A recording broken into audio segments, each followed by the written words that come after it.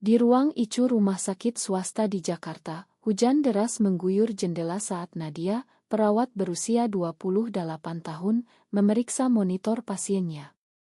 Tiba-tiba, tangan lemah Bu Siti, wanita kaya raya pemilik konglomerat tekstil terbesar di Indonesia, mencengkeram lengan Nadia dengan kekuatan terakhirnya. "Kau harus tahu rahasia ini," bisik Bu Siti, sebelum matanya terpejam selamanya, meninggalkan Nadia dengan wasiat yang akan mengubah hidupnya menjadi mimpi buruk. Nadia berdiri membeku, tangannya gemetar memegang amplop yang baru saja diserahkan oleh pengacara Bu Siti. Di dalamnya tertulis jelas, Nadia diwarisi 40 saham perusahaan raksasa itu, bernilai triliunan rupiah. Tapi mengapa? Nadia bukan keluarga, bukan teman dekat, hanya perawat yang setia merawat Bu Siti selama 6 bulan terakhir, mendengarkan cerita hidupnya tentang kesepian di puncak kekayaan. Malam itu, Nadia pulang ke apartemen kecilnya di pinggiran Jakarta, hati berdebar. Dia ingat pertama kali bertemu Bu Siti, wanita itu dirawat karena kanker stadium akhir, dan Nadia ditugaskan karena keahliannya dalam perawatan paliatif. Bu Siti, yang dikenal sebagai taipan bisnis kejam, ternyata lembut di balik topengnya. Mereka sering berbincang larut malam, tentang mimpi, penyesalan, dan cinta yang tak pernah diungkap. Nadia, yang menyembunyikan orientasi seksualnya dari rekan kerja, merasa Bu Siti seperti ibu pengganti, seseorang yang tak menghakimi. Tapi sekarang, wasiat ini seperti bom waktu. Nadia tahu keluarga Bu Siti, anak laki-laki sulungnya, Budi, ceo ambisius yang sering berkunjung dengan wajah dingin, dan putri bungsu, Rina, yang rumornya terlibat skandal narkoba. Mereka pasti akan menentang. Nadia menelepon sahabatnya, Lina, satu-satunya orang yang tahu rahasia Nadia sebagai lesbian. "Lin, aku dapat warisan dari Bu Siti." "Ini gila," kata Nadia, suaranya bergetar. Lina, guru sekolah yang tinggal di Bandung, datang keesokan harinya. Mereka bertemu di kai kecil, di mana Lina memeluk Nadia erat. "Ini bisa jadi berkah, Nad. Tapi hati-hati, keluarga kaya seperti itu penuh intrik." Nadia mengangguk, tapi dalam hati, dia ragu. Dia ingat ayahnya sendiri, seorang pensiunan pegawai negeri di Surabaya, yang pernah mengusirnya dari rumah saat tahu Nadia menyukai perempuan. "Kau bawa malu keluarga," bentak ayahnya 5 tahun lalu. Sejak itu, Nadia hidup mandiri, menyembunyikan hubungannya dengan perempuan lain, termasuk mantan pacarnya yang meninggalkannya karena tekanan sosial. Di kantor pengacara, Nadia bertemu Budi untuk pertama kali secara resmi. Budi, pria berusia 40-an dengan setelan mahal, memandang Nadia dengan tatapan merendahkan. "Anda pasti Nadia, perawat itu. Ibu saya pasti salah pikir karena obat-obatan. Ini mustahil." Nadia menelan ludah, tapi dia ingat kata-kata Bu Siti, "Kau punya hati yang benar, Nadia. Gunakan ini untuk kebaikan." Nadia balas, "Ini wasiat resmi, Pak. Saya tak minta, tapi saya hormati keinginan Bu Siti." Pertemuan itu berakhir tegang. Budi mengancam akan gugat ke pengadilan, klaim Bu Siti tak waras saat membuat wasiat. Nadia pulang dengan kepala pusing. Malamnya, dia mimpi buruk, ayahnya muncul, menuduhnya pencuri warisan. Bangun keringatan, Nadia sadar ini bukan hanya soal uang, ini tentang identitasnya. Di Indonesia, di mana undang-undang tak lindungi hak sepenuhnya, warisan ini bisa jadi senjata bagi musuh untuk hancurkan reputasinya. Keesokan pagi, berita bocor ke media. Perawat lesbian dapat warisan taipan tekstil, judul tabloid online. Nadia terkejut melihat fotonya tersebar, diambil dari profil LinkedIn. Telepon berdering tak henti, rekan kerja, keluarga, bahkan mantan pacar. Ibu Nadia, yang masih tinggal di Surabaya, menelepon menangis. "Nak, kenapa kau tak bilang? Ayahmu marah besar. Ini dosa besar." Nadia merasa dunia runtuh. Dia tak pernah terbuka soal orientasinya di tempat kerja, tapi sekarang semua tahu. Di rumah sakit, rekan-rekan memandangnya aneh. Kepala perawat memanggilnya, "Nadia, ini memengaruhi citra rumah sakit. Kami dukungmu, tapi hati-hati." Nadia mengangguk, tapi hatinya sakit. Dia ingat Bu Siti pernah bilang, cinta tak kenal gender, Nadia. Tapi masyarakat kita belum siap. Lina datang lagi, kali ini menginap. Mereka bicara panjang lebar. Lina, yang juga lesbian tapi menyembunyikannya dari keluarga, paham perjuangan Nadia. Kau harus lawan, Nad. Ini kesempatan ubah hidupmu. Tapi Nadia ragu. Apakah dia pantas? Apakah ini jebakan? Dia ingat saat Bu Siti cerita tentang masa mudanya, menikah paksa, kehilangan cinta sejati, seorang perempuan, karena tekanan keluarga. Hari berikutnya, Rina, putri Bu Siti, datang ke apartemen Nadia. Rina, wanita cantik berusia 25 tahun dengan rambut pendek dan tato kecil, tampak lelah. Aku tak seperti kakakku. Aku tahu ibu sayang padamu. Tapi tolong, jangan ambil semuanya. Nadia terkejut. Rina ternyata tahu rahasia ibunya, Bu Siti pernah mencintai perempuan. Ibu cerita padaku sebelum meninggal. Kau mengingatkannya pada cinta lamanya. Percakapan itu membuka mata Nadia. Ternyata Bu Siti wariskan saham karena melihat Nadia sebagai versi dirinya yang lebih bebas. Tapi ini juga berarti bahaya, jika rahasia Bu Siti terungkap, reputasi keluarga hancur. Nadia harus pilih, terima warisan dan hadapi badai, atau tolak dan kembali ke kehidupan biasa. Tekanan meningkat saat ayah Nadia datang ke Jakarta. Dikae, ayahnya marah. Kau bawa malu. Warisan ini pasti karena hubungan terlarang. Nadia menangis, tapi kali ini dia balas, "Pak, ini bukan soal itu. Bu Siti lihat aku sebagai manusia, bukan label." Ayahnya pergi dengan amarah, meninggalkan Nadia hancur. Di akhir ile ini, Nadia memutuskan hadir ke rapat dewan perusahaan. Di sana Budi sudah siap serang. Dia tak layak. Dia lesbian, teriak Budi. Nadia berdiri tegak, siap lawan. Tapi dalam hati, dia tahu ini baru awal perjuangan. Nadia masuk ke ruang rapat gedung pencakar langit di pusat Jakarta, jantung berdegup kencang. Para direktur memandangnya curiga, bisik-bisik tentang berita viral. Budi duduk di kepala meja, tersenyum sinis. "Selamat datang, Nona Nadia. Mari kita bahas wasiat absurd ini."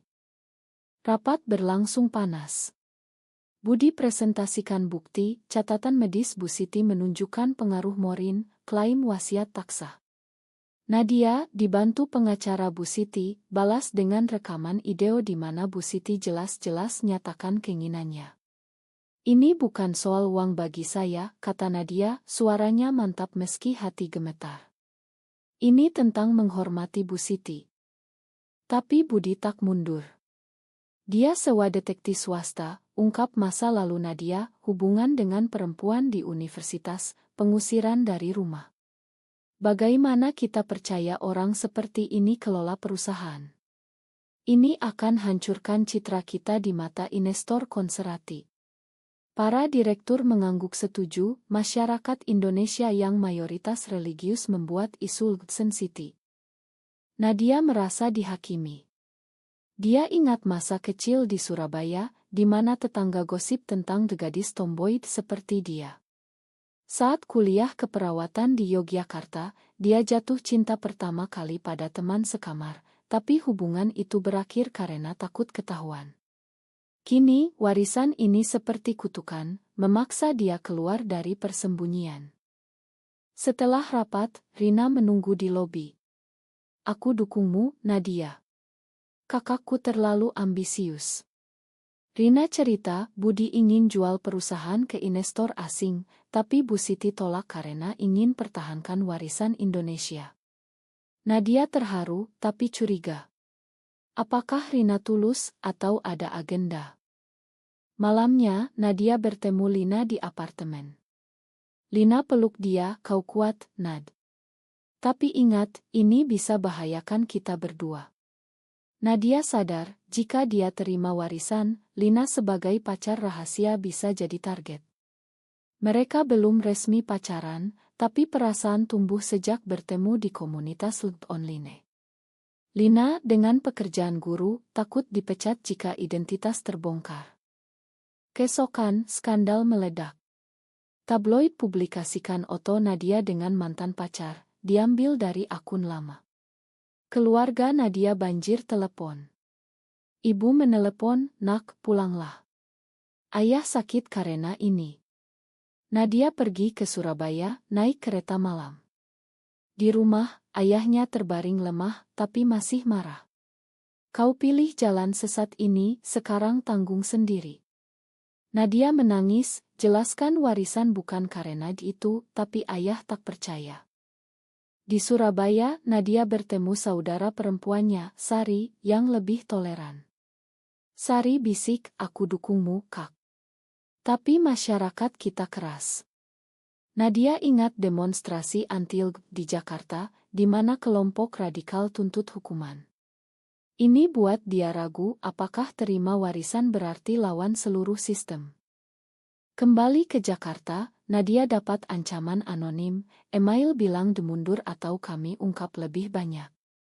Dia curiga Budi, tapi tak bukti. Rina datang lagi, kali ini bawa dokumen rahasia. Bu Siti punya anak haram dari cinta lamanya, seorang perempuan yang meninggal. "Ibu ingin kau lindungi rahasia ini," kata Rina. Nadia shock, ternyata Bu Siti wariskan karena Nadia mengingatkannya pada putri rahasia itu. Ini tambah beban. Nadia harus pilih, ungkap rahasia untuk bela diri, atau simpan dan risikokan segalanya. Lina sarankan mundur, hidup kita sudah sulit, Nad. Jangan tambah musuh. Tapi Nadia merasa panggilan, Bu Siti percaya padanya untuk ubah perusahaan jadi lebih inklusi, mungkin dukung hak LGBT. Di rapat berikutnya, Budi serang lagi, bawa saksi, mantan rekan Nadia yang tuduh dia penggoda. Nadia marah, balas dengan data, selama merawat Bu Siti, dia tolak suap dari Budi untuk laporkan kondisi ibunya. Para direktur terkejut. Rapat ditunda, tapi Nadia tahu perang baru mulai. Malam itu, ayah Nadia menelepon, "Aku salah, Nak. Ibu cerita tentang Bu Siti. Mungkin kau benar." Ini pertama kali ayah lembut, tapi Nadia tahu itu karena sakitnya. Dia menangis di pelukan Lina, sadar setiap keputusan ada harga, keluarga, cinta, identitas. Tekanan sosial meningkat, petisi online tuntut Nadia mundur, sebut dia ancaman moral. Nadia hadapi demo kecil di depan rumah sakit.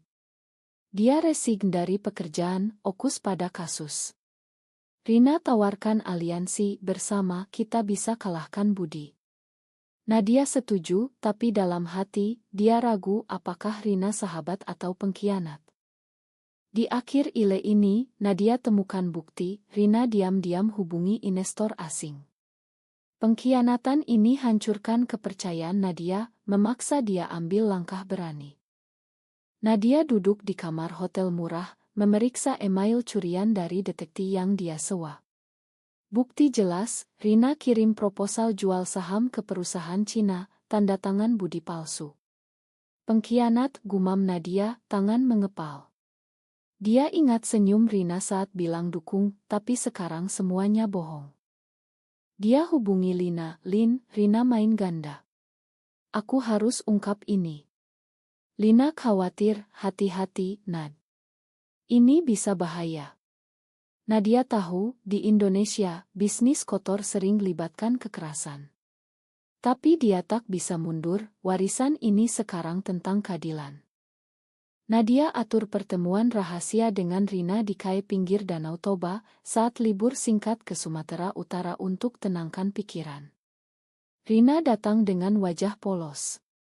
Ada apa, Nadia? Nadia tunjukkan bukti. Rina pucat, ini. Salah paham. Aku lakukan untuk lindungi perusahaan dari Budi. Tapi Nadia tak percaya.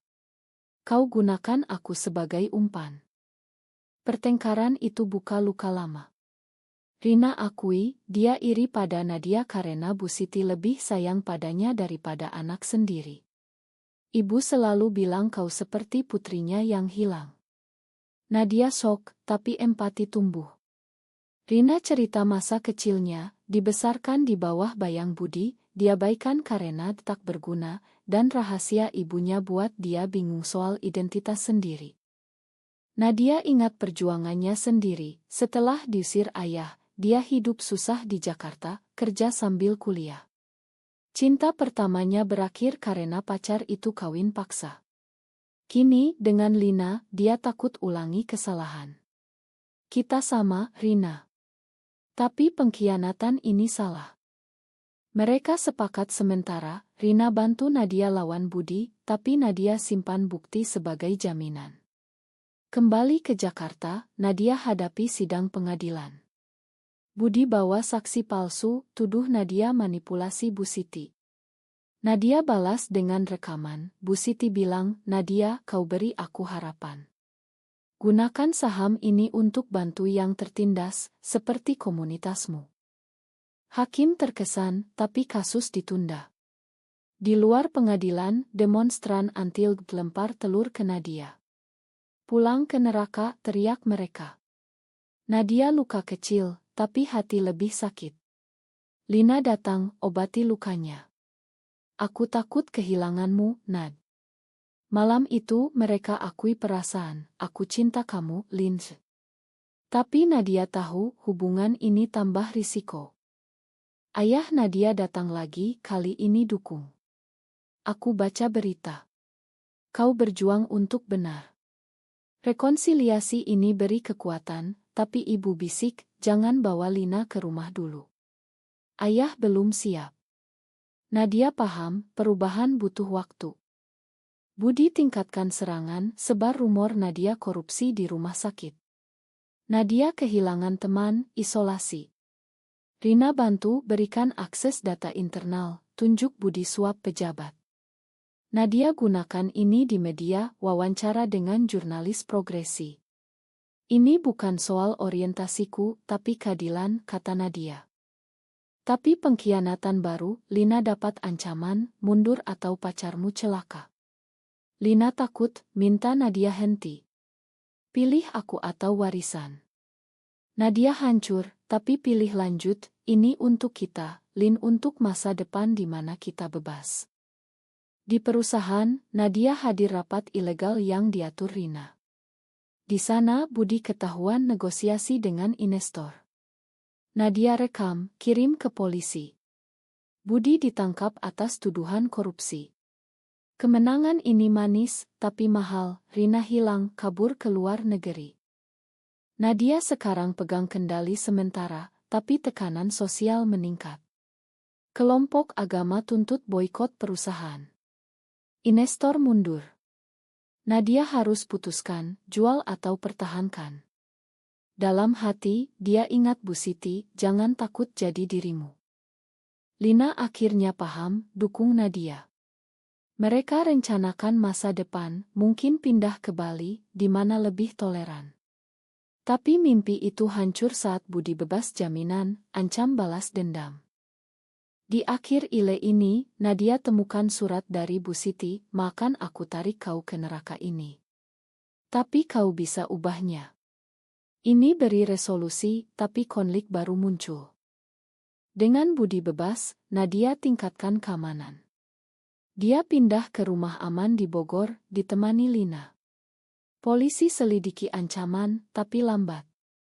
Nadia kelola perusahaan dari jauh, terapkan kebijakan inklusi, dukung karyawan LGT, donasi ke hak asasi. Tapi oposisi kuat. Keluarga Budi lobi pemerintah, klaim Nadia tak kompeten. Di sidang lanjutan, Budi bawa bukti baru, email palsu tunjuk Nadia hubungi kompetitor. Nadia tahu ini jebakan Rina, yang ternyata kabur tapi masih main belakang. Nadia konfrontasi Rina ia ideo cal. Rina di Singapura menangis. Aku tak punya pilihan. Budi ancam aku. Nadia marah, kau pilih uang daripada kebenaran. Rina akui dia adik narkoba, butuh uang untuk rehab. Nadia empati tapi putus hubungan, jangan hubungi aku lagi. Ini buat Nadia introspeksi, apakah dia terlalu percaya?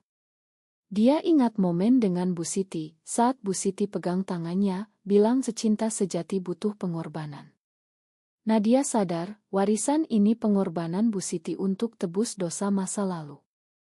Di rumah, Lina dan Nadia bertengkar. Lina ingin Nadia jual saham, kita bisa hidup tenang di desa.